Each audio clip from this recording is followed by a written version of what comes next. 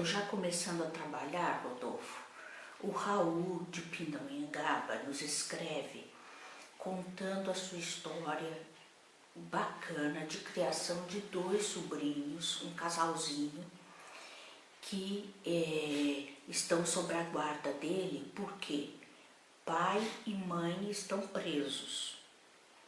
E ele sente, sendo orientado por outras pessoas, que é preciso contar para as crianças, falar alguma coisa para as crianças, né? E é sobre isso então que nós vamos falar. Particularmente eu gostaria de parabenizá-lo por esse trabalho tão bonito, tão importante de criar essas crianças. Elas se referem a ele como Dindo. Achei muito bonitinho, muito oportuno. E fico contente especialmente porque as crianças precisam de uma referência única.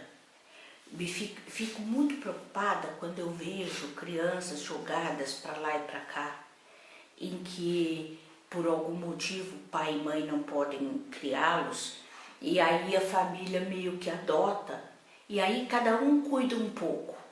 Ou seja, todos cuidam e ninguém cuida, na verdade. E nós sabemos, né, agora vamos falar um pouquinho de Winnicott, quanto é importante que uma pessoa se responsabilize para facilitar, para ajudar o bebê e depois a criança nas diversas etapas da vida, a tarefa do amadurecimento humano. Então, é preciso que seja uma pessoa, porque a criança precisa, em diversas fases, unir-se a uma pessoa, perceber que ela é a mesma de quando ela está excitada, de quando ela está tranquila, perceber que essa pessoa é capaz de sobreviver aos ataques naturais da instintualidade. Então, sempre, em todos os momentos, é importante que seja uma única pessoa. Então, parabéns a você, Raul, porque essa tarefa você está fazendo. Agora, quanto a contar para essas crianças, eu diria que desde sempre é importante falar a verdade para as crianças, mas sempre numa dimensão que elas possam compreender.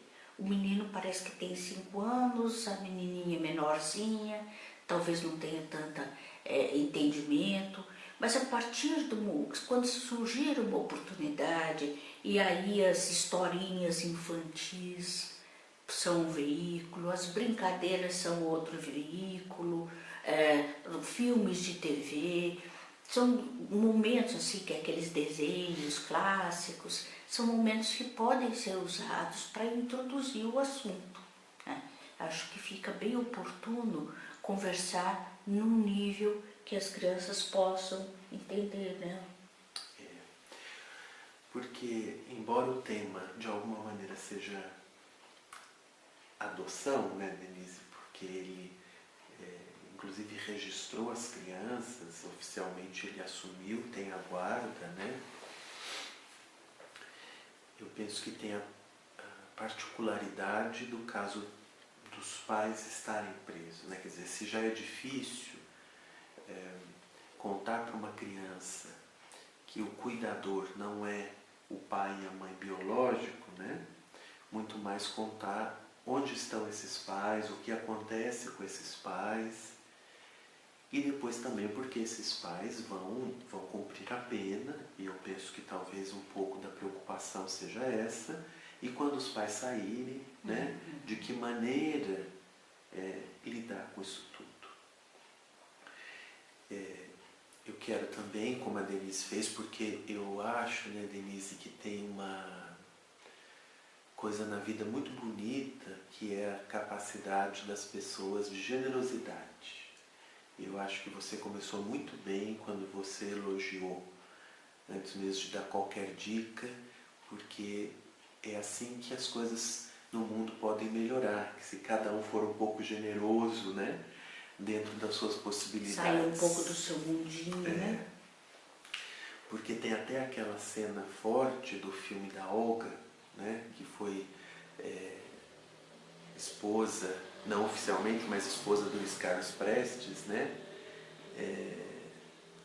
que ela tem a filha, a Anitta, na prisão, né, nazista, no campo de concentração, e depois que o leite seca, ela é arrancada à força. E por sorte da Anitta, a avó e a irmã do Luiz Carlos, a tia, lutaram muito, fizeram campanhas internacionais para terem o direito de trazê-la e cuidar dela. Porque o destino de crianças geralmente é ir para orfanato quando isso acontece, né? Quando alguém da família não assume e os pais estão presos, ou o pai ou a mãe.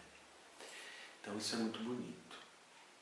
Agora, eu fiquei pensando, Denise, que ele precisa se cercar de alguma maneira de certos cuidados e ajudas, ajudas que são muito bem-vindas sempre, para poder conduzir todas essas coisas, porque serão várias etapas, né? Então eu pensei, por exemplo, na escola, né? O quanto ele pode, desde o início, eu não sei se as crianças já frequentam creche, escola, contar com a coordenação da escola, a professora, contar essa história, dividir essa situação e pedir, por exemplo, apoio e auxílio, porque essas questões vão aparecer na escola também. No brincar com os amigos, nos dias dos pais, nos dias dos pais, das mães, né? Então que ele não assuma sozinho a tarefa de ir contando, ir conversando, ir introduzindo o assunto. Um outro aspecto seria, se possível, para ele mesmo ou para as crianças, à medida do possível e da necessidade, a terapia, né? Se as crianças pudessem ter terapia infantil, para que ele tivesse o apoio de um terapeuta ou uma terapeuta na condução, em conversas, em brincadeiras, em introduzir essas questões. Porque não é uma questão simples.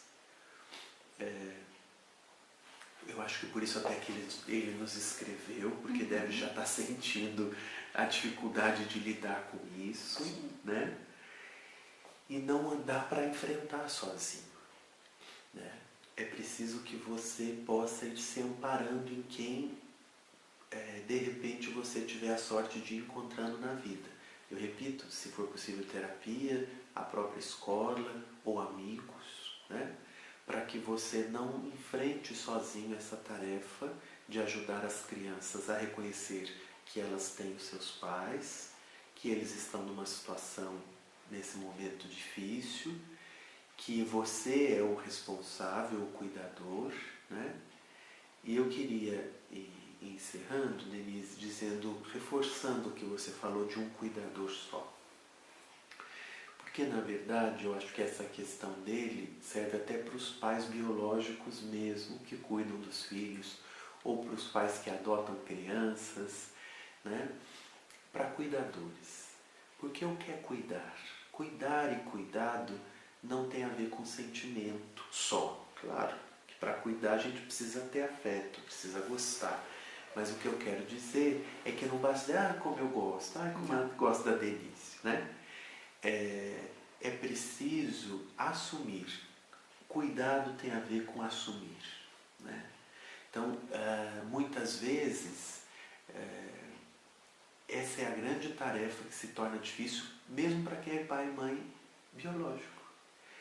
O cuidado que uma criança precisa é, na verdade, ser assumida, né?